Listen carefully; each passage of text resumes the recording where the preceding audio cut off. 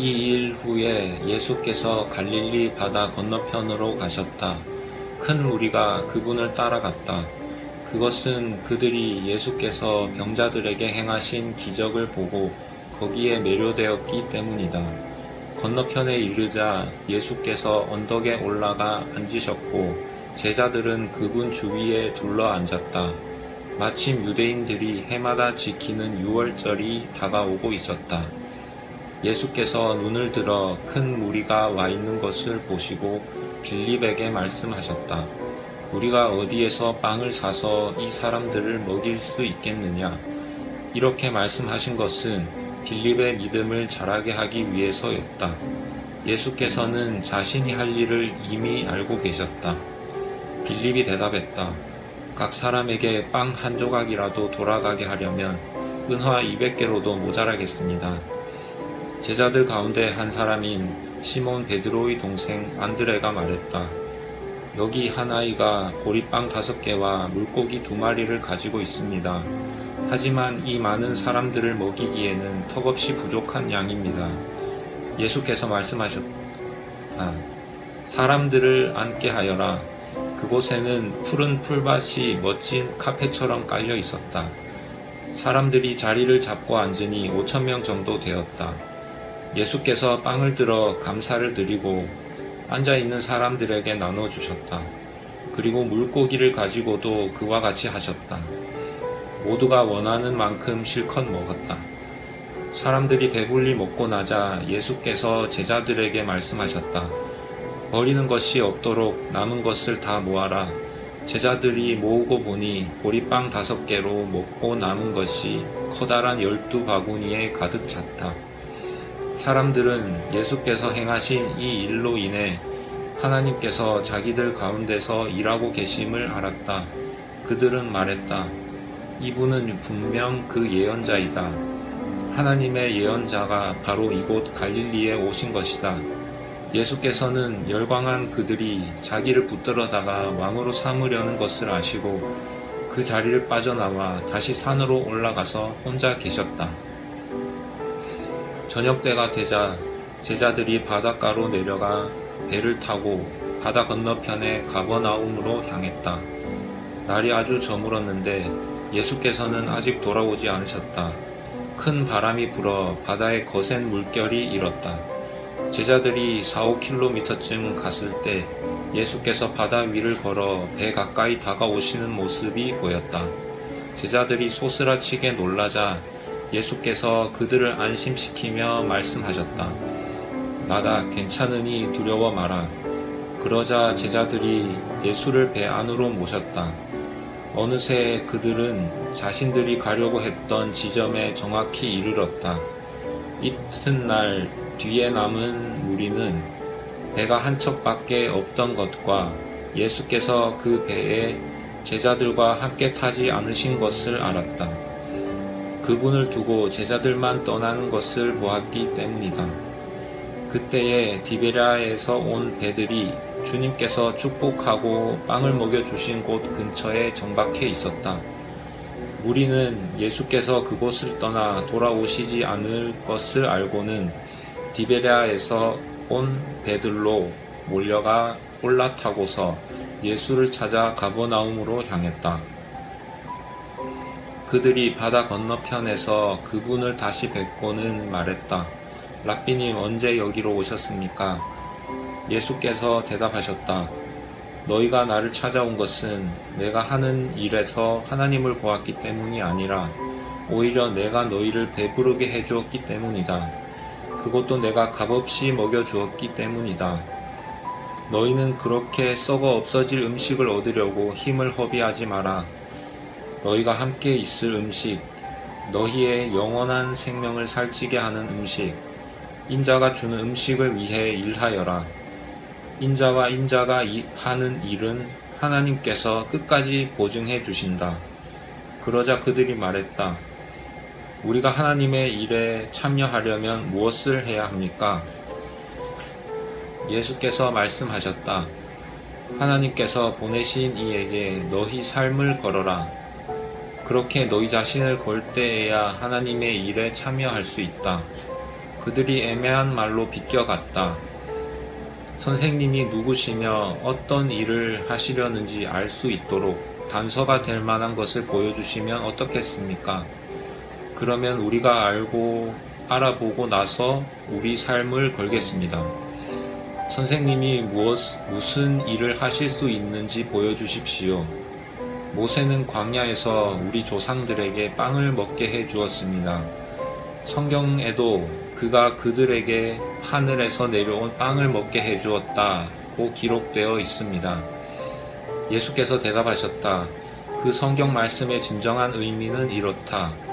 모세가 너희에게 하늘에서 내려온 빵을 주었다는 것이 아니라 지금 이 순간에 내 아버지께서 너희에게 하늘에서 내려온 빵, 곧 참된 빵을 주신다는 뜻이다. 하나님의 빵은 하늘에서 내려와 세상에 생명을 준다. 그들이 그 말씀을 듣고 반색하며 말했다. 주님, 그 빵을 지금부터 영원토록 우리에게 주십시오. 예수께서 말씀하셨다. 내가 바로 그 생명의 빵이다. 나와 한편에 서는 사람은 더 이상 굶주리지도 않고 목마르지도 않을 것이다. 내가 이것을 너희에게 분명히 말한 것은 너희가 내가 하는 일을 보았으면서도 참으로 나를 믿지 않기 때문이다. 아버지께서 내게 주시는 사람은 결국 다 내게로 달려올 것이다. 그가 나와 함께하면 내가 그를 붙잡고 놓지 않을 것이다. 내가 하늘에서 내려온 것은 일시적인 내 기분대로 하려는 것이 아니라 나를 보내신 분의 뜻을 이루려는 것이다.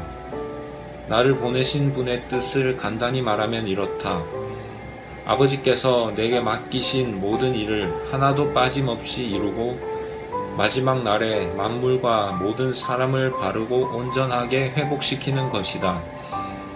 아들을 보고서 그가 하시는 일을 신뢰하며 그와 한편에 서는 사람은 누구든지 참된 생명, 영원한 생명을 얻는다. 이것이 내 아버지께서 원하시는 것이다. 마지막 날에 그들을 일으켜 세워 살리고 온전하게 하는 것이 나의 일이다.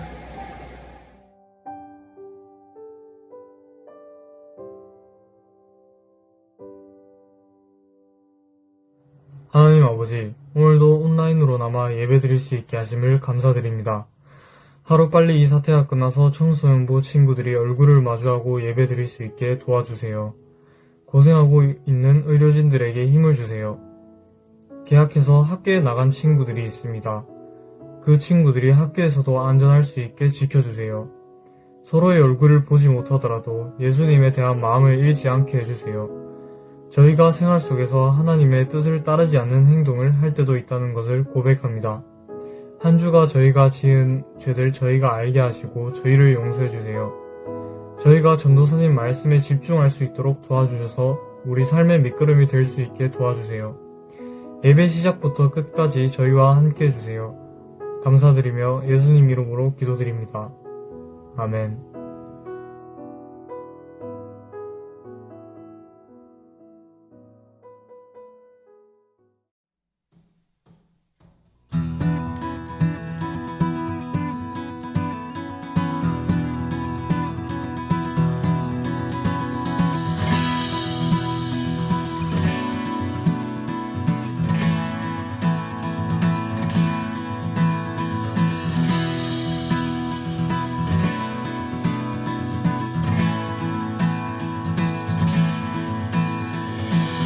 여호와 주님 주를 찬양해 주를 높이세.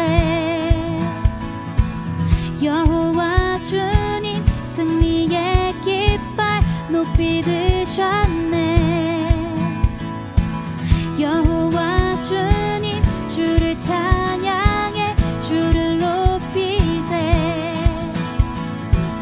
여호와 주님 승리의 깃발 높이 드셨네.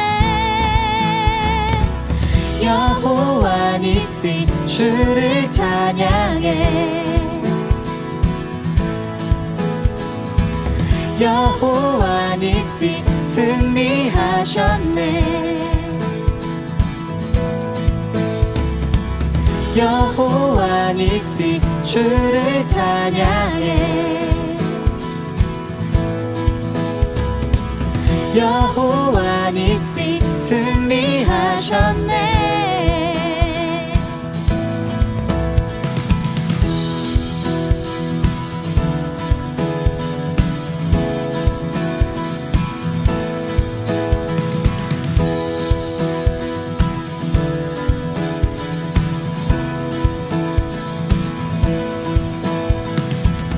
여호와 주님 주를 찬양해. 주를 높이세.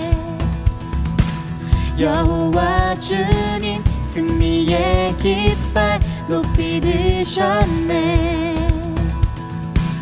여호와 주님 주를 찬양해. 주를 높이세.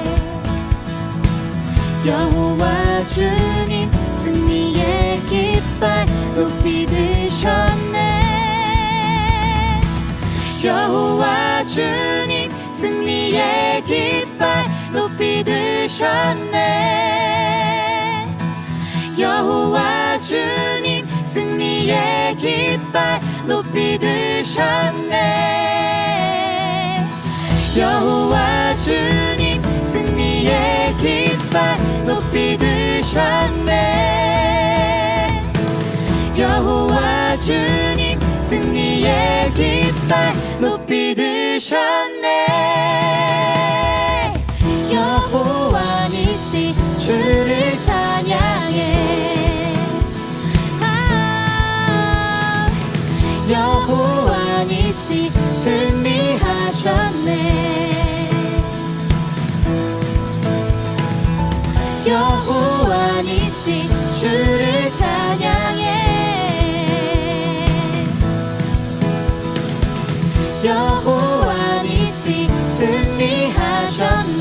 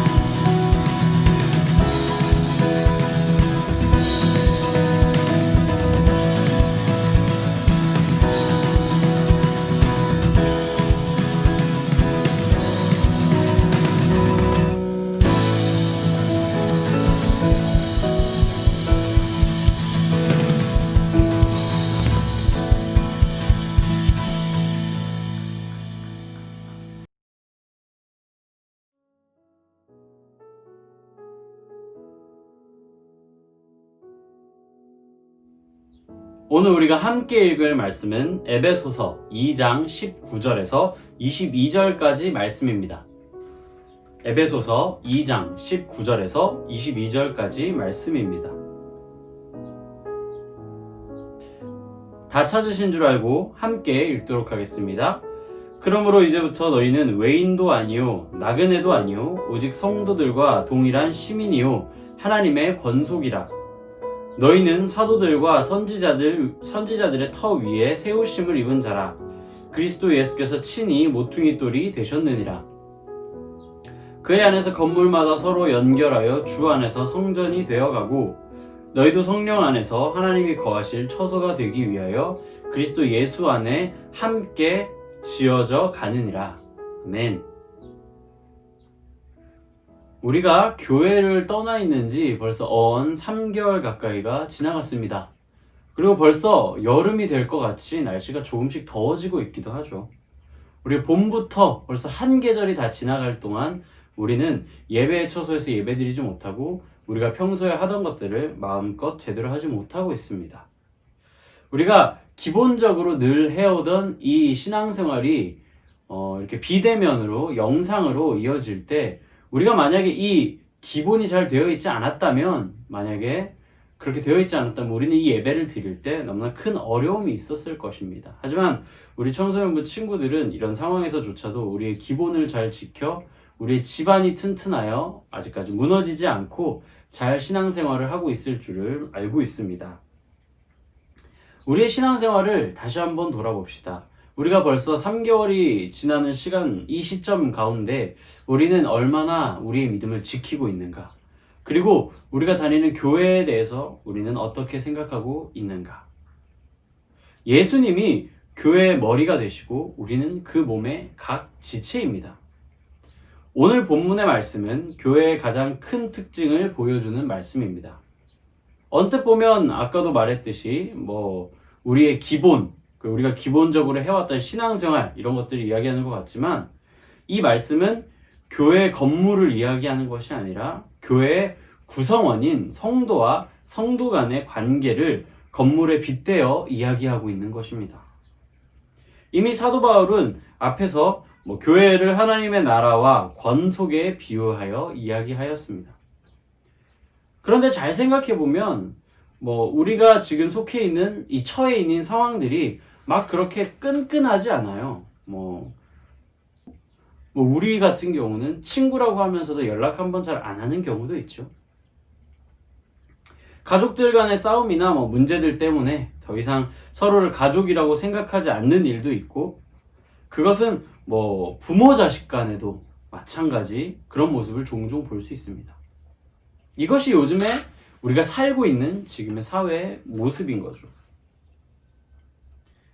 그리고 가족의 구성원들이 옛날처럼 대가족의 모습이 아니라 핵가족의 모습으로 줄어들게 되어서 더욱 그렇습니다. 따라서 교회도 가정도 진정한 모습을 잘 갖고 있지 못했기 때문에 사도 바울은 다시금 그것을 건물을 들어서 예를 들어서 이야기를 한 것이죠.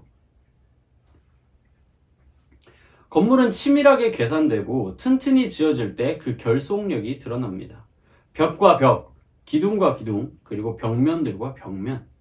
이 모든 것들이 튼튼하게 결속되지 않으면 우린 아까 우리가 이야기했던 것처럼 우리의 지반이 약해서 무너져 내릴 것입니다. 우리가 읽은 본문도 같은 이야기를 하고 있습니다.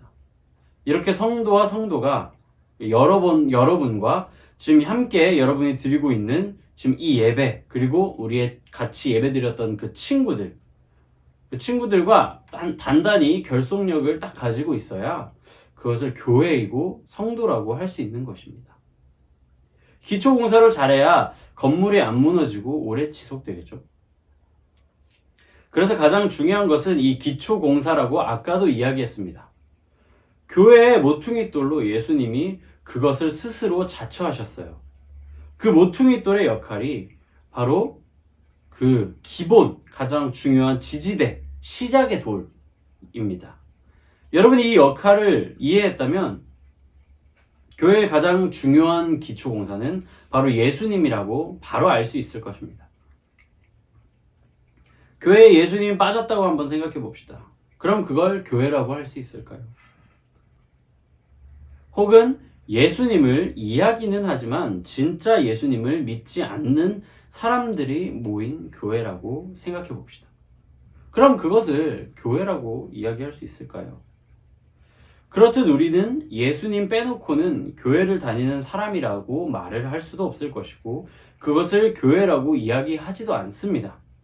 그리고 예수님을 아는 것은 바로 그 예수님에 대한 사랑을 아는 것. 그 한없는 사랑과 은혜로 우리와 함께 해오시고 그 모퉁이돌로 여러분들과 지금도 함께 하시는 것. 여러분이 꼭 기억했으면 좋겠습니다. 우리에게는 세상의 빛과 소금의 역할이 있습니다. 자, 이제 우리는 교회의 기본을 다지고 예수님에 대해서 다 알아가고 더 견고해졌습니다. 그렇다면 이제 무엇을 해야 될까요?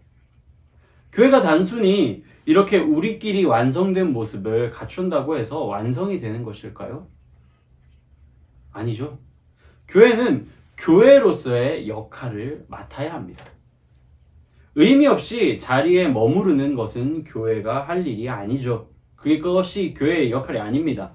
교회 안에서 내실이 다져졌다면, 이제 기본이 완성되었다면, 이제는 이것을 들고 세상으로 나아갈 차례입니다. 빛과 소금 중에 소금에 대해서 먼저 이야기해 봅시다. 소금이 하는 역할은 바로 맛을 내고 음식을 썩지 않게 해주는 역할을 하죠. 즉, 희망이 보이지 않고 살맛도 나지 않는 이 세상에서 예수님의 복음을 전함으로써 그 삶의 이유를, 그 맛을 알게 해주는 것이죠. 그리고 또 한 가지 기능은 뭐라고 했죠? 썩지 않게 하는 기능이 있습니다. 예수님을 떠난 영혼들은 썩고 죽고 부패할 수밖에 없습니다. 그러나 우리가 그 소금의 역할, 그러니까 예수님을 전하고 그 복음을 전하고 그 복음을 듣게 되는 사람들은 그때 그 썩어가고 죽어가던 영혼들이 다시금 회복되어진다는 것입니다. 자, 그러면 이번에는 빛의 역할은 어떤 것이냐? 빛은 진리입니다. 진리는 무엇일까요? 진리는 여러분들이 살아가는 삶의 기준입니다. 세상에는 두 종류의 사람이 있습니다. 빛이 되어주는 사람과 그 빛을 쫓아가는 사람이 있습니다. 예수님은 우리에게 빛이 되라고 말씀하십니다. 우리를 부르신 이유를 아주 명백하게 말씀해 주십니다. 살다 보면 무엇이 옳은지 그른지 구분이 잘 되지 않는 경우가 있습니다. 그럴 때 제대로 된 판단을 내려줄 수 있는 사람이 되어라. 세상을 올바른 길로 인도할 수 있는 그런 영향력을 지닌 사람이 되어라 라는 이야기를 하고 있습니다. 그리고 또 한 가지 빛의 역할이 무엇일까요? 빛이 있으면 그곳엔 무엇이 없죠? 바로 어둠이 없습니다. 어둠의 영역을 물리치는 역할을 하는 것이에요. 어둠이 없어져야 빛으로 생명들이 살아갈 수 있겠죠. 우리는 예수님께서 그렇게 빛과 소금으로 역할하라고 보낸 사람들입니다. 그것이 여러분들이 지금 나오고 싶어도 나오지 못하지만 여러분들이 한 사람 한 사람의 교회로서 지금껏 살아가고 있는 이유입니다. 여러분들은 교회에서 몸이 떠났다고 해서 여러분들이 교회와 상관없는 것이 아니라 여러분 그 자체가 여러분들이 바로 성전이고 교회이며 예수님을 가장 사랑할 수 있는 위치라는 것을 기억해야 합니다. 제가 말씀을 맺으면서 기도하고 함께 주기도문 하심으로 예배를 마치겠습니다. 사랑의 하나님 감사합니다. 우리가 기초공사가 잘 되어 있는 하나님의 교회가 되기를 원합니다. 우리가 예수님으로 무너지지 않는 기초를 가지고 세상의 빛과 소금으로서 교회로서 살아낼 수 있도록 우리를 인도해 주세요. 우리 가운데 불안함이 많습니다. 교회를 나가지 못하고 세상이 자꾸만 어두운 길, 그리고 할 수 없는 것, 우리가 바꿀 수 없는 것들로 자꾸 바뀌어만 갑니다. 그럴 때일수록 우리가 더욱더 빛과 소금으로서 그 역할을 감당하는 든든한 그리스도인으로 이 세상 가운데 서게 하여 주시옵소서. 이 모든 말씀 살아계시고 역사하시고 지금도 우리와 함께 하시는 예수 그리스도 이름으로 기도드립니다. 아멘. 하늘에 계신 우리 아버지, 아버지의 이름을 거룩하게 하시며 아버지의 나라가 오게 하시며 아버지의 뜻이 하늘에서와 같이 땅에서도 이루어지게 하소서. 오늘 우리에게 일용할 양식을 주시고 우리가 우리에게 잘못한 사람을 용서하여 준 것 같이 우리 죄를 용서하여 주시고 우리를 시험에 빠지지 않게 하시고 악에서 구하소서. 나라와 권능과 영광이 영원히 아버지의 것입니다. 아멘.